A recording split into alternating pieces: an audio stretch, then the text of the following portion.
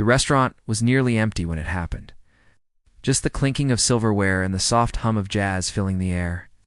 At a corner table, beneath a chandelier that gleamed like molten gold, sat Edward Marlowe, a billionaire known for his arrogance as much as his success. His designer suit caught the light like armor, but tonight he was bored. His deal had fallen through, his pride bruised.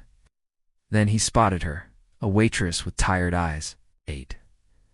A faded name tag that read Lena, and a quiet grace that didn't seem to fit the room.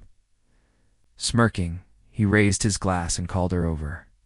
"Tell me," he said, the words dripping with condescension, "if you were rich like me, how would you invest $1 billion? There was laughter from the other tables, his entourage watching with cruel amusement.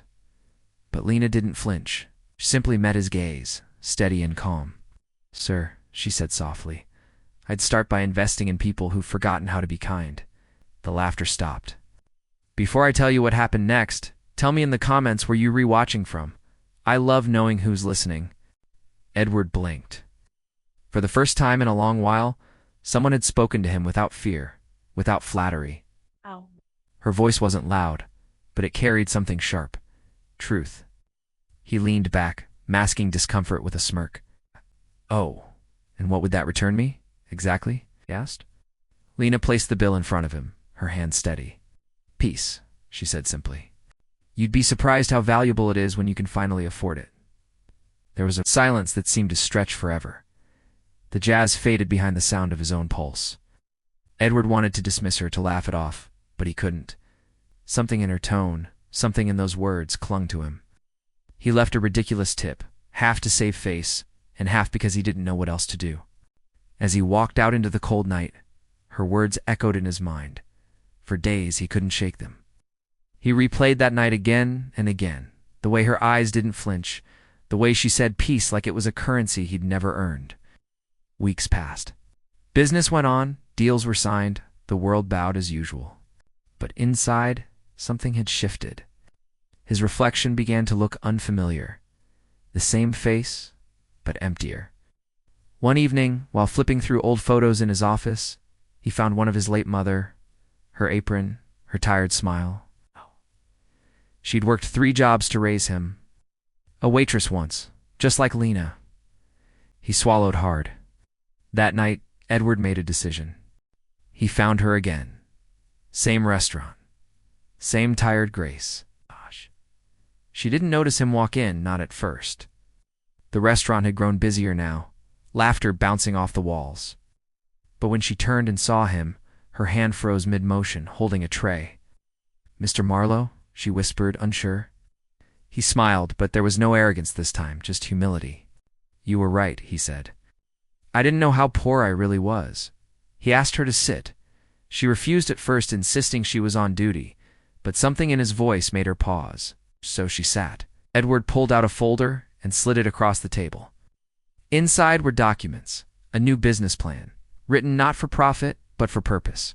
A foundation that would provide scholarships and small loans to single mothers working minimum wage. "I want your help," he said, "to make sure it actually helps real people." Lena stared at the papers, her hands trembling slightly. "Why me?" she whispered. He smiled. "Because you already gave me the best financial advice I've ever received."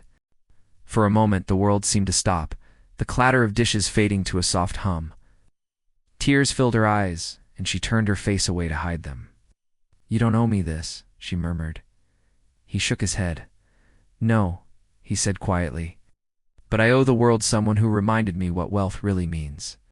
Months later, the foundation launched. Cameras flashed, reporters swarmed, but Edward didn't stand at the podium that day. Lena did. She spoke not of money or fame, but of opportunity, dignity, and second chances.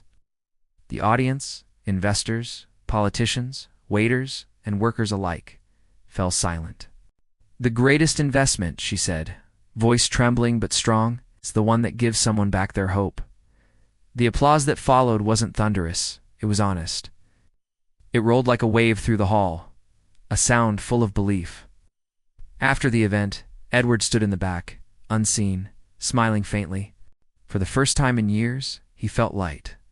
like a man who finally stepped out of the shadow of his own success.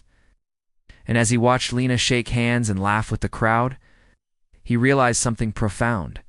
He'd never been richer than he was in that moment. Because kindness doesn't vanish, it waits, and it finds its way back.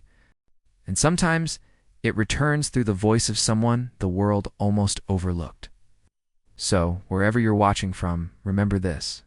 The smallest words, spoken with truth, can change the course of someone's life.